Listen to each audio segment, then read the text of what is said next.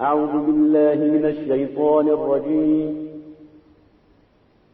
بسم الله الرحمن الرحيم كتب عليكم إذا حضر أحدكم الموت إن ترك خيرا الوصية للوالدين والأقربين بالمعروف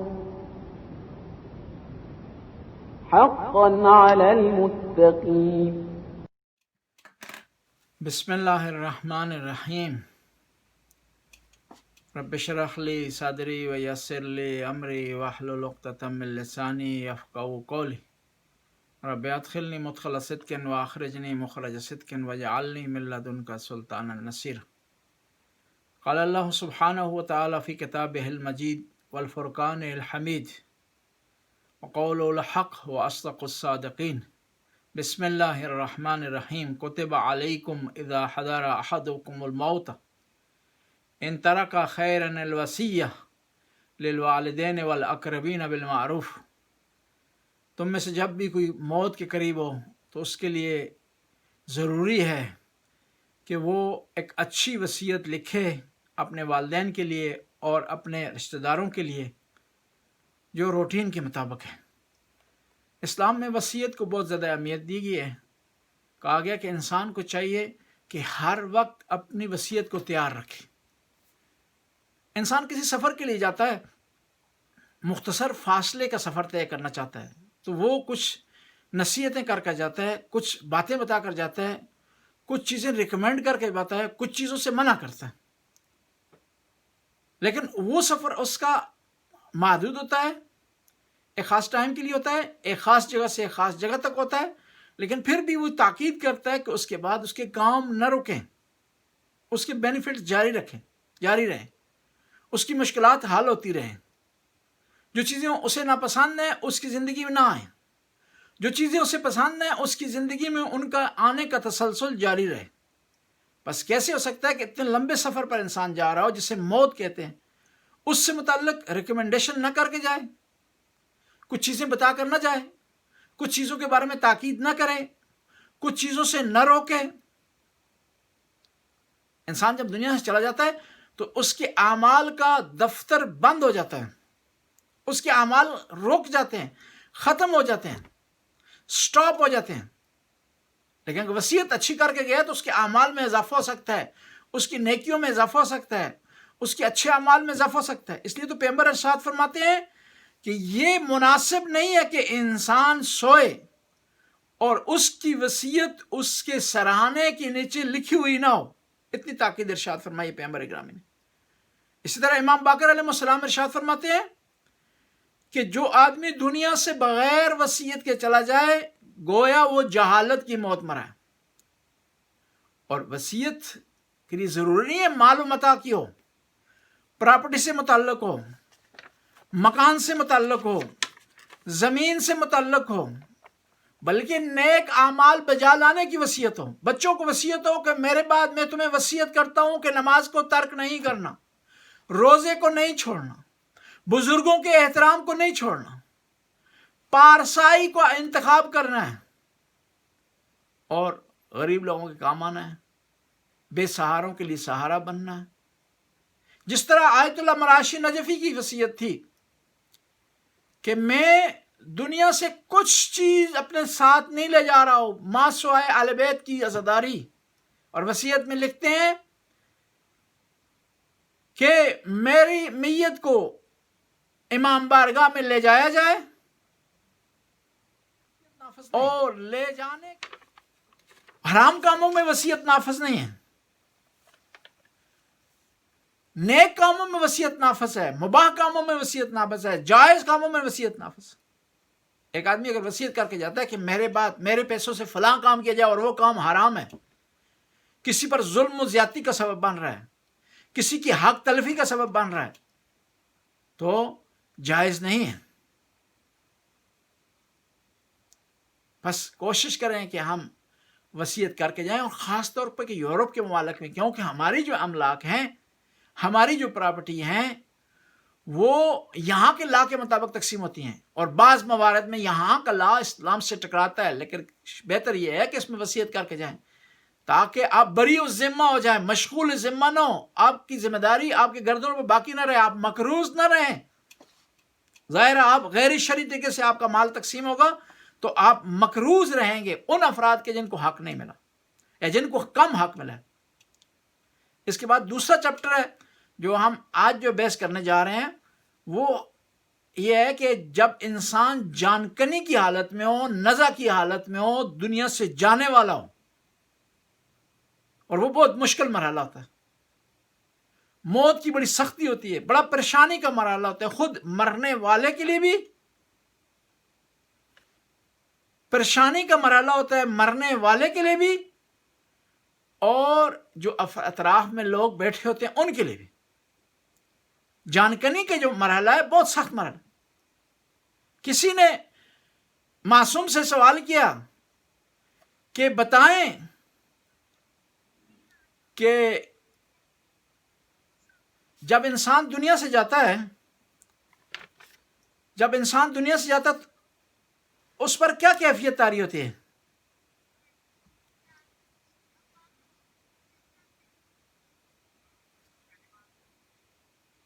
دنیا سے جب انسان جاتا ہے تو اس پر کیا کیفیت طاری ہوتی ہے؟ تو امام نے ارشاد فرمایا کہ اگر کسی کپڑے کو خاردار جھاڑیوں پر ڈال دیا جائے اور اس کو دبایا جائے اور دبانے کے بعد کھینچا جائے تو جو کپڑے کی کیفیت ہو جاتی ہے وہ انسان کی کیفیت ہوتی ہے۔ یعنی انسان جب مرنے کی حالت میں ہوتا ہے تو بڑی پریشانی کی حالت ہے۔ اب اس کے اطراف میں جو لوگ ہیں ان کے لیے کیا فریضہ بنتا ہے کہ وہ کیا کریں؟ پہلا یہ ہے کہ اس مرنے والے کو جانکنی کی حالت میں قبلہ رخ کریں، یعنی اس کی ٹانگیں قبلہ کی طرف کریں، اور اس کو بار بار شہادتین سکھائیں، اشہد ان لا الہ الا اللہ وحدہ لا شریک لہ واشہد ان محمدً عبدہ ورسولہ۔ اس کو رپیٹ کروائیں، ائمہ اطہار کے نام، معصومین کے نام اسے رپیٹ کروائیں، اور اگر ہو سکے تو اسے وہاں لے جائیں کہ جہاں وہ نماز پڑھتا تھا۔ اس لیے زیادہ امپورٹنٹ ہے کہ انسان کوشش کرے کہ نماز کے لیے گھر میں ایک جگہ مخصوص کرے تاکہ اسے مرتے وقت یہ جگہ کام آئے، یہ جگہ اس کو گلے گلزار بنا دے، پریشانی سے جو ہے دور کر دے۔ پھر اس کے قریب جو ہے سورہ یاسین کی تلاوت کریں، سورہ صافات کی تلاوت کریں، سورہ احزاب کی تلاوت کریں، آیت الکرسی کی تلاوت کریں، سورہ اعراف کی تلاوت کریں، اور جتنا ہو سکے قرآن کی تلاوت کریں اس کے قریب، اور اس کے قریب شور و غل نہ کریں، جمگٹھا نہ کریں، اس کے کوشش کریں قریب نہ روئیں۔ کیوں؟ کہ وہ مردہ اس وقت ہمیں دیکھ رہا ہوتا ہے، وہ اپنی پریشانی میں مبتلا ہوتا ہے، آپ کو پریشان دیکھ کر کے وہ مزید پریشان ہو جاتا ہے، لہذا اس کے قریب شور و غل نہ کریں۔ اور مکروہ ہے کہ جب میت گھر میں پڑی ہو تو اس کو تنہا چھوڑا جائے، اکیلے چھوڑ دیں کمرے میں۔ بعض کو ہوتا ہے کہ انسان مجبور ہو جاتا ہے کہ ایک میت کو رات بھر اپنے گھر میں رکھے، رات میں ایک آدمی فوت ہو گیا، رات بھر اسے گھر میں رکھنے پر مجبور ہو گیا، تو اب اسے چاہیے کہ وہ کیا کرے؟ تنہا نہ چھوڑے اسے، اور اس کے قریب چراغ جلائیں، مومنین کو اطلاع دیں، اور اس کو دفن کرنے میں جلدی کی جائے۔ اگر کوئی مجبوری نہ ہو تو کوشش کریں جلد جلد جو ہے وہ مومن کو دفن کیا جائے۔ آج کا جو درس آپ لوگ لیٹ سے تھوڑے آئے ہیں، ہم دوبارہ اس کا خلاصہ بیان کرتے ہیں، اور جو ہے وہ آج انشاءاللہ درس کو مکمل کرتے ہیں۔ کوشش کریں 12 بجے فکس آ جایا کریں تاکہ جو ہے وہ کوئی رکاوٹ بغیر اچھے طریقے سے ہم درس کو آپ تک پہنچا سکیں۔ پہلا جو ہے وہ پوائنٹ جو تھا وہ وصیت سے متعلق تھا۔ قرآن میں بڑی تاکید ہوئی ہے وصیت سے متعلق کہ جب کوئی آدمی دنیا سے جانے لگے تو اپنی یہ وصیت کرے۔ پیغمبر گرامی نے ارشاد فرمایا ہے کہ مومن کے لیے مناسب نہیں ہے کہ وہ سوئے اور اس کے سرہانے کی نیسی وصیت نہ ہو۔ پیغمبر گرامی دوبارہ ارشاد فرماتے ہیں کہ وہ آدمی جو کہ وصیت نہ کرے اور دنیا سے چلا جائے وہ جہالت کی موت مرا ہے۔ اور وصیت کا فلسفہ یہ ہے کہ انسان اپنی زندگی میں نیک کام کرنا چاہتا تھا، غریبوں کی مدد کرنا چاہتا تھا، مدرسہ بنانا چاہتا تھا، مسجد بنانا چاہتا تھا، کوئی راستہ بنانا چاہتا تھا. اب وہ دنیا سے جا رہا، اس کی فرصت ختم ہو گئی ہے، ٹائم نہیں ہے اس کے پاس، تو وصیت کر کے جائے کہ یہ کام اس کے بعد انجام دے پائیں.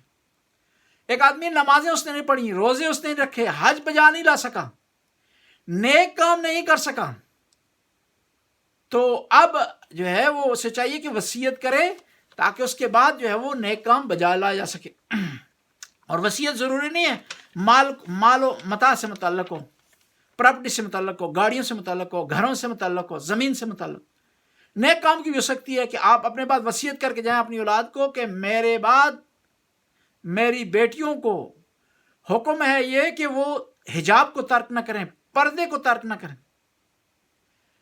میرے بعد میرے بیٹوں کو نصیحت کی جاتی ہے کہ وہ علماء کا ساتھ دیں.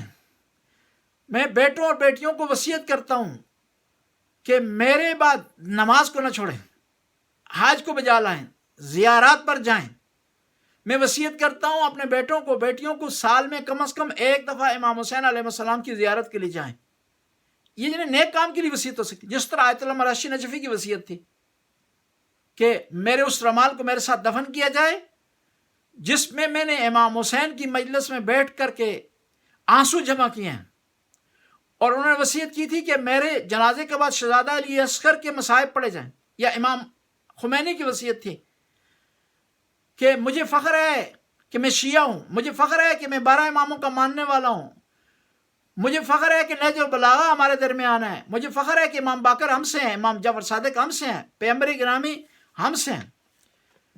پھر وصیت کے بعد جو ہے وہ احتضار سے متعلق چند باتیں کی ہیں، اس کا خلاصہ بیان کرتے ہیں. نزع کی حالت، جب ایک آدمی دنیا سے جا رہا ہو، جانکنی کی حالت میں ہو، نزع کی حالت میں ہو، تو کون سے کام جو ہے مستحب ہے؟ اسے قبلہ رخ کر دیں، اس کو شہادتین ریپیٹ کروائیں، اشہد اللہ، شہادت اسے سکھائیں، 12 اماموں کے نام سکھائیں، قرآنی تعلیمات سکھائیں، جو قبر میں سوال ہوں گے وہ اسے سکھانے کی کوشش کریں. اسے نماز کی جگہ لے جائیں، سورہ یاسین کی تلاوت کریں، سورہ آراف کی، سورہ صافات کی، آیت الکرسی کی تلاوت اس کے پاس کریں. مکروہ ہے کہ اسے تنہا چھوڑیں، مکروہ ہے کہ اس پر وزن ڈالیں، اس کے قریب باتیں کریں، اس کے قریب جمگٹھا کریں، یہ مکروہ ہے. اسے تاریکی میں چھوڑ دیں، مکروہ ہے. اور جب آدمی دنیا سے جا چکا ہو تو فوراً یہ کام مستحب ہیں کہ اس کی آنکھوں کو بند کیا جائے، اس کے ہونٹوں کو بند کیا جائے، اس کے ہاتھ پاؤں سیدھے کی جائیں، اس کے پاس چراغ جلایا جائے، مومنین کو اطلاع دی جائے، اس کے دفن کرنے میں جو ہے وہ جلدی کی جائے. ان 2 ٹاپک سے متعلق تو سوال کریں، ورنہ آج کا ٹاپک جو ہے وہ مکمل ہو جائے گا. السلام علیکم آغا صاحب. السلام علیکم جی. آغا صاحب، اصل میں ایکچولی لیٹ جوائن ہوا تھا، اس لیے مجھے آپ نے جو خلاصہ بتا کے وہ ہوا کہ اسی سے آئیڈیا ہو گیا کہ آج کا لیکچر کیا تھا. ایک سوال میرے ذہن میں آ رہا تھا لیکن پتہ نہیں اس کو آپ نے پہلے لیکچر میں بیان کیا ہے یا نہیں کیا ہے. میں نے سنا تھا کہ علماء سے کہ جو وصیت کرتے ہیں تو وصیت میں جو ہے 1/3 جو ہے آپ اپنے مال کے 1/3 پہ اپلائی ہو سکتا ہے، وصیت باقیوں پہ اپلائی نہیں ہو سکتی ہے.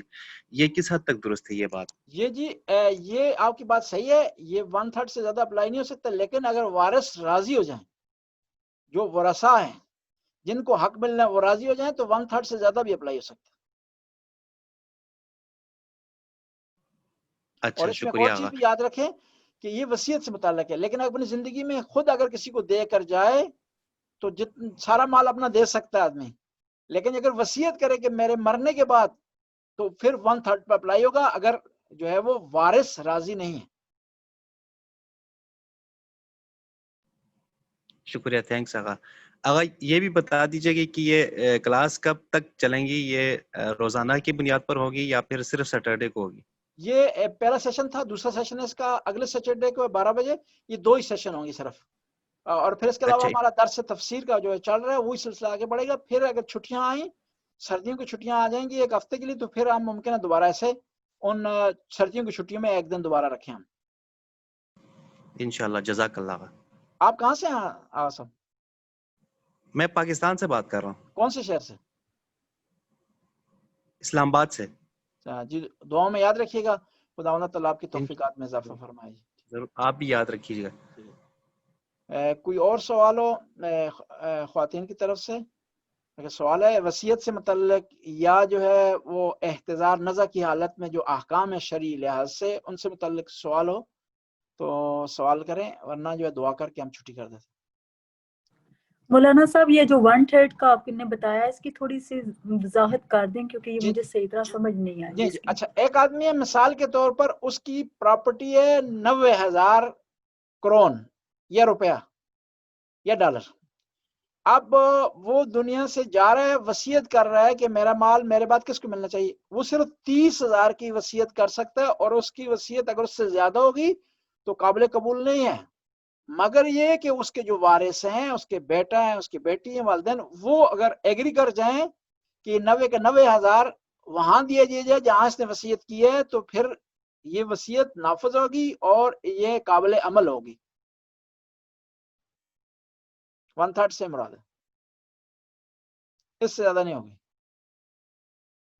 اور مولانا صاحب وصیت بندہ کس کو, ایک اپنی اولاد ہے یا اس کے بعد آپ کے جو عزیز لواحقین ہیں یا کسی دوست وغیرہ کے پاس لکھ کے رکھ سکتا ہے کیا اس کا جی جو وصیت کا, ہاں جی, یہاں آپ ناروے میں رہ رہی ہیں تو آپ کے لیے ضروری ہے کہ آپ وصیت لکھوا کر کے نارویجن زبان میں اپنے جو ہے وکیل سے اٹیسٹ کروا کر کے اس کی کاپیاں جو ہے وہ ایک گورنمنٹ میں جمع کروا دیں یا وکیل کے پاس رکھوا دیں, دوسری اپنے کسی قابل اعتماد آدمی, چاہے وہ دوست ہو جو بھی ہو, اس کے پاس رکھوا دیں کہ ایسا آدمی کہ جو آپ کے بعد جو ہے وہ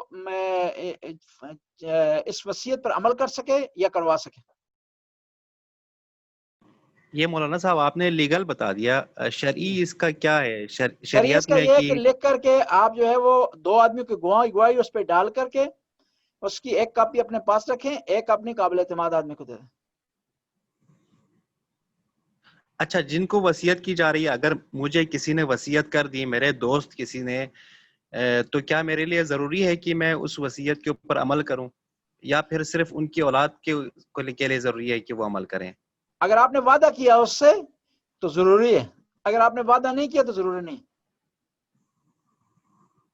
جی اچھا, جزاک اللہ. آغا صاحب میں ایک سوال کرنا چاہتی ہوں کہ آپ نے بتایا حالت انتظار کے متعلق شرعی لحاظ سے کیا چیزیں کہی جاتی ہیں کہ اس ٹائم پر پڑھنی چاہیے؟ جی شرعی کیا لحاظ سے, ایسی جی شرعی لحاظ سے حالت احتضار میں آئمہ کے نام لیں, پنجتن پاک کے نام لیں, اس کو ریپیٹ کرو. مولانا صاحب وہ وہاں پہ ہاسپٹل چھوڑ کے پھر وہ 2-2 3-3 راتیں چھوڑ کے آنا پڑ جاتا ہے. یہاں کی مجبوری ہے, لیکن عام حالات کی بات بتا رہے ہیں. اور اس کے بدلے میں گھر میں آپ قرآن کی تلاوت کریں, اس کے لیے اس کے بدلے میں گھر میں بندہ کرے. اور گھر وہ ادھر وہاں پہ ہاسپٹل میں یہ بھی نہیں پتہ لگتا ہے کہ عام طور پر کہ وہ ادھر انہوں کی وہ جیسے ان کا سنگ ہوتا ہے ادھر کہ کس طرف خانہ کعبہ ہے اور کیسے اس طرف کرے, وہ بھی مسئلہ کافی بن جاتا ہے. میں نے 2 دفعہ یہ چیز اوپلے کی ہے. جی یہ تو اس کی مجبوری ہے, لیکن گھر میں آپ جو ہے وہ تلاوت کریں, اس کے لیے قرآن پڑھیں, سورہ یاسین کی تلاوت کریں, اس کو جو بھی جو ہے بخشوانے کے لیے جو ذرائع اسلام نے کہے ہیں ان کی طرف توجہ دی جائے. تو یہاں پر مجبوری ہے آپ کے, اس میں گھر میں اس کے لیے تلاوت کر سکتے ہیں, گھر میں قرآن خوانی اس کے لیے کر سکتے ہیں, گھر پہ میز پہ ایک ماحول بنائیں اس کے لیے, جب تک وہ ہاسپٹل میں ہے, جب تک وہ سرد خانے میں ہے, اس کو جی اصال ثواب ہوتا رہے. جی پھر جو ہے جب کوئی آدمی دنیا سے, جی ہمارا ٹائم اوور ہو گیا ابھی جو ہے, اللہم صلی علی محمد و آل محمد. خدا اس حاضری کو قبول فرما, ہمارے گناہوں سے درگزر فرما, نیک کام کرنے کی توفیق عطا فرما. یا اللہ ہمیں ہماری موت میں آسانی فرما, یا اللہ ہمیں وصیت کرنے کی توفیق عطا فرما, یا اللہ ہمیں واجبات ادا کرنے کی توفیق عطا فرما, ہمیں نیک کام کرنے کی توفیق عطا فرما. اللہم صلی علی محمد و آل محمد. ٹھیک ہے جی, خدا حافظ. ٹائم پر آ جائیے گا اگلے اس کو سیٹرڈے کو 12 بجے. ٹھیک ہے جی, خدا حافظ. انشاءاللہ. اللہ حافظ.